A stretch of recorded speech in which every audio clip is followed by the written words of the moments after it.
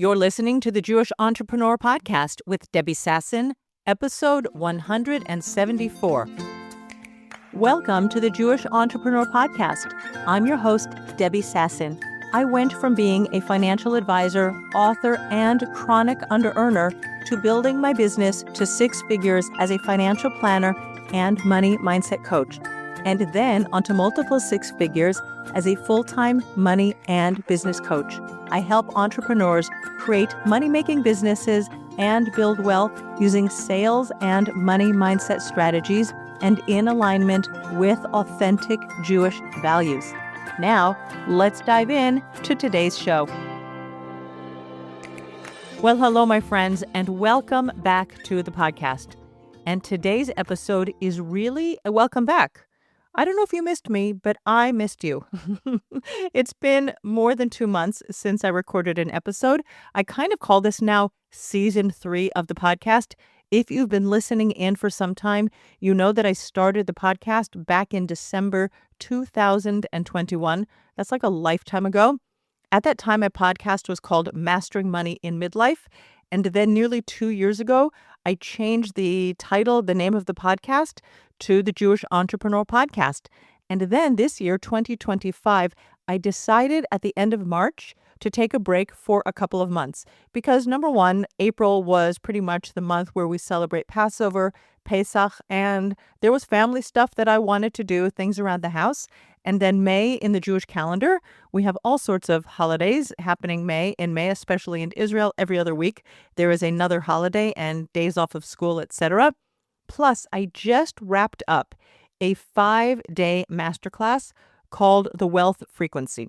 And I'm going to give you the highlights today on the podcast, but I really wanted to pour my heart and soul into that masterclass so that I could give, a new training to my clients. And I opened it up to my clients in my Wired for Wealth membership program, as well as people outside of the membership program. So if you are still interested in that training, The Wealth Frequency, you can go to my website, debbiesassen.com/wealth freak. That's WEALTHFREQ. And you can get the training. It was a masterpiece. 5 days where I was pouring my heart and soul, teaching you everything that you need to know to run a business and to be in your power, your CEO leadership. We're going to talk about that today on this episode and really change the future of your business and the wealth that you can grow in your business and in your personal life. And as a listener of the podcast, use the coupon code PODCAST, and that will give you 50% off of the training. So if you like this episode, I'm going to give you the show notes, and then I'll give you the link in the show notes to that masterclass. Go and get it, listen in, learn the information that I was teaching. And there were a few exercises, one on day 2, a few exercises to help you see where you have energy leaks. I'm going to share a little bit about energy leaks today. And then also a bunch of journaling exercises that I did on the last day of the training to really give you insight into what your next steps are for building wealth in your business, and then being able to take some of the wealth that's in your business, pay yourself a nice salary, be able to take care of your family, save, invest, and build wealth for the future. So let me give you the highlights of that training in this short podcast episode. I spoke about your identity as a CEO. I talked about you taking radical responsibility for the results that you create in your business and your self-leadership, your self-trust, your self-leadership, the way you carry yourself, the way you manage yourself, and really being in your personal power as the CEO of your business.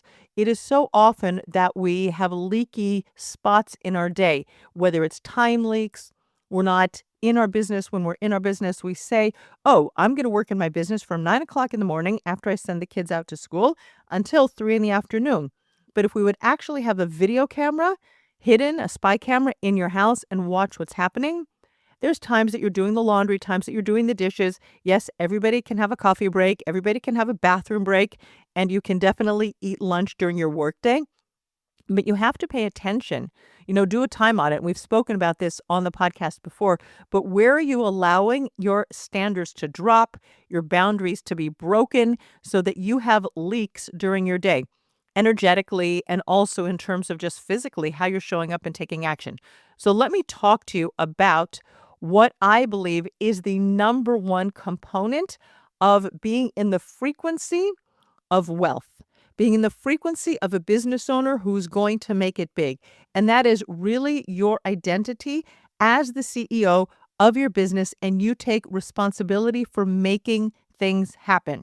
And as I said during the training, we might say, but like Debbie, don't we believe as Jewish women, don't we believe that God is in charge of how much money we're making? Doesn't he decide on the Jewish New Year, on Rosh Hashanah, how much we're making? Yes, that is absolutely 100% true, and I believe that. And you know what? He didn't send me a memo and tell me, Debbie, you're going to make this many dollars this year in your business, or this many shekels this year in your business. We have to be able to hold that duality, that it's already been decided, and we have to act as if we are 100% responsible. Pray and move your feet, because you being in action, you taking action steps to move forward in your business, that is what's going to create your results. That's your effort, your hishtadlut that you do in your business. And most of us give up on ourselves. We end up like in these mindset wobbles. It's not happening fast enough. Nobody's going to pay my prices. I don't know what's going on. It's been so long since a client signed. I'm in an income dip. We end up lowering our frequency. Our financial frequency goes down, down, down, and then we don't take powerful action in our business. It is only through your actions that you're going to realize the amount of income that God already set out for you. You can go to the beach and sit on the beach and watch the waves roll in and go in the water and enjoy that salt water. I'm definitely a beach girl, definitely love the salt water. I grew up in Los Angeles, so there you go. But you can't hang out at the beach all day and expect that your business is going to profit and thrive. Do we need to rest? Do we need to regroup? Do we need to renew? 100%. But we have to pay attention how often we're giving ourselves the out. How often are you giving yourself a mental health day? How often are you giving yourself a permission slip to actually not show up in your business? So what is going to create the results is, number one, you have a goal. Right? You know that like I knew, for example, that I had a goal. I wasn't going to have the capacity in my life to also record the podcast, also prepare the masterclass, also take care of my family, and I'm changing the membership portal in my program Wired for Wealth. Like I had a very strong, list of activities that I wanted to get done, and I was like, you know what? 173 podcast episodes out there, people can definitely tune in. But I took responsibility for getting the things done in my business that I wanted to get done. By the way, I have to add that if you have been following me on social media, I have upped my social media presence on Instagram. I'm doing reels there. I didn't realize that in midlife I was going to become like an Academy Award-winning actress. No, I'm only kidding. But really, there is something to be said for the energy behind video, and I'm having a lot of fun. So if you're on Instagram, shout out to me. Go find me at Debbie Sassen and watch my reels, because I am having a blast, and everybody should really have this much fun in her business. But I digress. You have to be taking action steps in order to create the results. The results don't get done by you being in your mind all the time, both because you're working on your mindset and you're believing. It's kind of like that book, The Little Engine That Could. I think I can, I think I can, I think I can. Yes, you definitely can, but now you have to take the steps. And more likely what's happening on a mindset basis is you are actually believing that you can't. You are letting external circumstances be the thing that drags you down, pulls your frequency down, keeps you in that like wonk wonk, woe is me energy because of what's happening. Like you're looking at the circumstances of your business. Like I said, your income is down, you're in an income dip, clients haven't signed, something's going on, and you're making it about you. Rather than looking at the data with curiosity, being like, oh, that's really interesting. I noticed that I'm in an income dip. What's happening? Have I been marketing consistently? Am I sending emails? Are people connecting with my emails? Right? Do we have a good relationship? Are people opening them? Sometimes you find out that there are broken links in your business and you haven't been paying attention to it, and you're like, "Oh, maybe that's the reason, is because I was sending information out, people were trying to buy from me." For example, I send out in my emails, I send out links in my emails to the master classes, and you know what? Sometimes we make mistakes and the links don't work, and we have to fix them. So you have to really look at the data and be curious. If you had, let's say, a 20% open rate or a 40% open rate on your emails, and now all of a sudden you notice that your email open rate has dipped down, what changed? Are people not being inspired anymore by the emails that you write? Have you changed your style? Are you using ChatGPT to write your emails? Listen, we've talked about the benefits of using AI on the podcast before. However, I have noticed more and more ChatGPT in emails, and I can sniff it out. There is a very specific cadence to the emails. There is a way that ChatGPT writes that I just feel robot. It just like it reeks of this robotic. There's no humanness in it. There's no energy in it. There's no personality in it. It just feels like the same sort of, thing over and over again in all of the emails that are being written and that I'm reading. Now, maybe I just subscribe to all the people who are just so advanced that I can sniff it out because I know ChatGPT as well. Chat and I are business buddies. But you have to take responsibility for infusing your energy, infusing your CEO self into your emails. I definitely leverage the power of AI in order to get stuff done in my business. However, I make sure that my voice, my personality, my tone are showing up in my emails. So even if I've used a robot to help me work things out, it's still me. It's still my voice. When things are showing up from ChatGPT, I don't take it as like this is the holy grail, right? I take it as, okay, this is something that can be edited and I can make it sound a little bit more like me. So really look at what you're doing and believe that you are the one that is going to get results in your business. Notice what action steps you're taking. At the end of the day, really your success is in the hands of Hashem, in the hands of God, but your action steps and your actions create results. And God is on our side. We are his beloved children. He wants us to succeed. So are you taking the steps every single day that's going to create your success? Think about if you wanted to run a marathon. You can't sit on the couch for 3 months after you've signed up. You had a goal. You want to go to run the marathon and you signed up. And then what happens? You sat on the couch and you ate potato chips. You would never in a million years expect that you were going to be able to run that marathon. I mean, I certainly wouldn't. I don't run marathons anyway. I could definitely walk one, but my knees would never hold out running a marathon. But you know what I'm saying? If you're not doing exercise, if you're not practicing, if you're not going from the 5K to the 10K, and increasing your running distances from day to day, week to week, and if you're not adding more protein into your diet, if you're not sleeping well, hydrating well, then you can't expect that you're going to do well in the marathon. I mean, if you're already in pretty good shape and you're young, you might be able to do it, but I could never pull it off. That's why I would walk it. But you'll understand what I'm saying. If you have a goal, set yourself a big money goal for your business.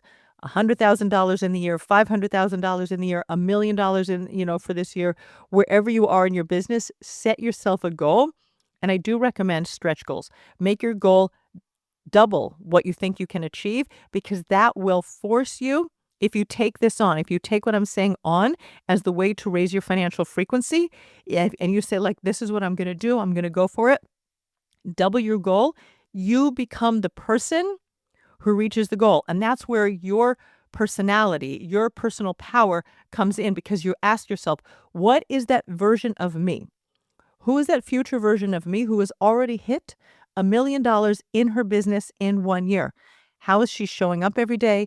What actions is she taking? Who does she have on her team? And you can really put yourself into the shoes of your future self. And if you're sitting down saying, I don't know, ask yourself instead of I don't know, because your brain loves to block you by saying, I don't know. And then you kind of feel like you don't have to move forward because you don't know. You don't know the answer. So you ask yourself, what do I know? Based on how I'm operating now, based on how I'm working right now today, what do I know about my daily habits? What do I know about my weekly habits and my monthly habits? Are they in alignment with someone who has $1 million business? Maybe yes, maybe no. It could be the quality and caliber of the clients that you're working with. If you have a lot of offers that are, let's say, $100, and you have 100 people on your email list, right? Like you just look at the numbers of people, unless they're buying from you like every single day, all the people are opening your emails, all of the people are buying your offers daily. You're not going to hit $1 million in your business. So it could be your business model needs revising.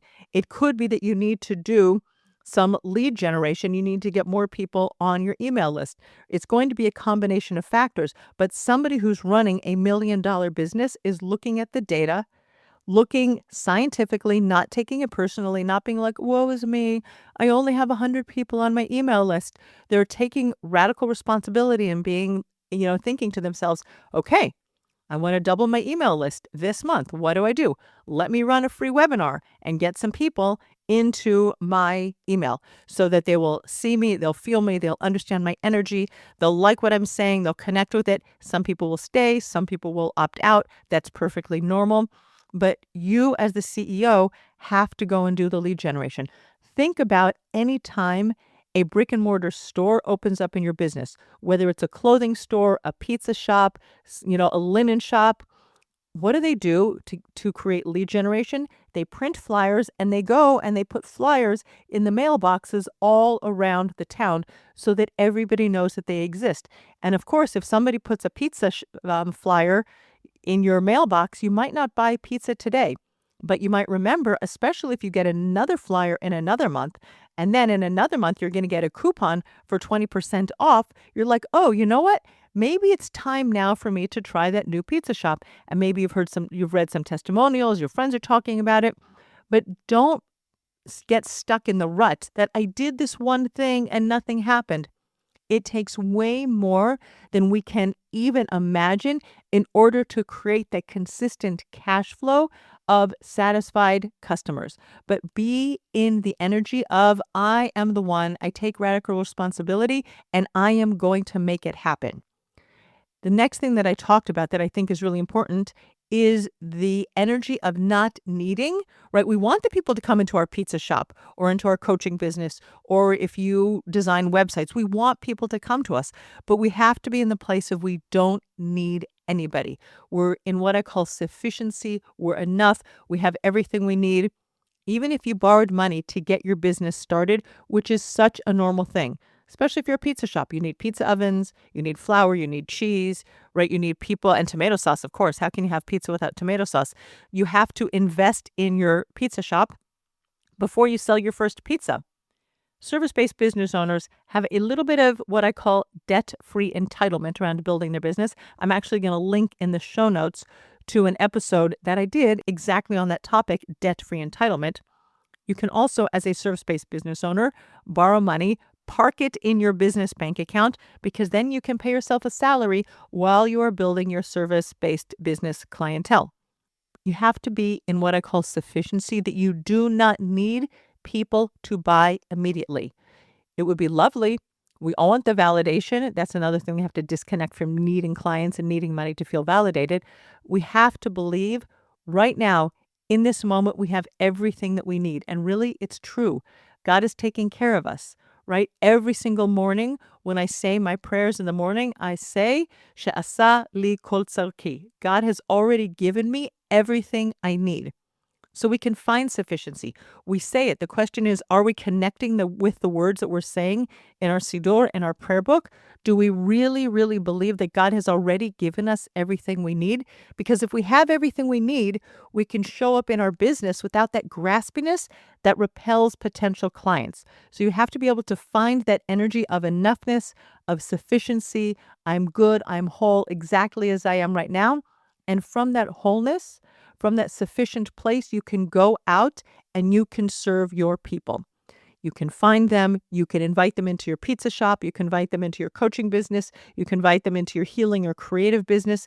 But when you take responsibility for everything that you're creating, you're acting as if you are 100% in charge of your results. You're praying to God because you know at the end of the day, He's already decided and He is in charge of your success. But you are taking radical responsibility. You are being the CEO. You are acting like the CEO. You're making decisions like a CEO without the graspiness that repels people. then you are definitely going to be in the frequency that is going to attract business into your business, clients into your business, and that will help you to grow your wealth over the long term. We invest in our businesses with everything we do. Investing is not from today to tomorrow I create money. Investing always has a long-term horizon. If you're investing in the stock market, over the long term, you have an average expected annual return of 10 to 11%. But one year it can be up by 20%, the next year it can be down by 15%. But over the very long term, 10 years, 20 years, 100 years, you would expect that you are going to earn an average of 10 to 11% a year. And you have to look at your business like that. It's not just like quick money. It's not fast cash. It's long-term sustainable growth. All right, my friends, that is what I have to share with you on today's podcast. Raise your financial frequency by you being the one, believing that you're the one. Take on that identity that you're the CEO. Be radically responsible for your daily activities, your weekly activities, and your monthly activities, and stay in the energy of enoughness and sufficiency. Remember, God wants you to succeed. He's straight. He's a straight shooter. He loves you. He's got your back. You are his beloved child, and he is going to help you every step of the way. And if you would like the full training on wealth frequency, go to my website, debbiesassen.com/wealthfreak, and sign up for the training. Enroll and use the coupon code podcast at the checkout and take 50% off of the price of the training. And I look forward to seeing you next week on the Jewish Entrepreneur Podcast. Bye-bye for now. Thanks for listening to the Jewish Entrepreneur Podcast. If you want to stop underselling and under-earning and close more sales, you need to clear the limiting money beliefs that are sabotaging your business growth. Head on over to debbiesassen.com/mindset and download my free Money Mindset Workbook. Uncover and dissolve money blocks like hundreds of other entrepreneurs who are now building 6, multi-6, and 7-figure businesses and creating true financial freedom.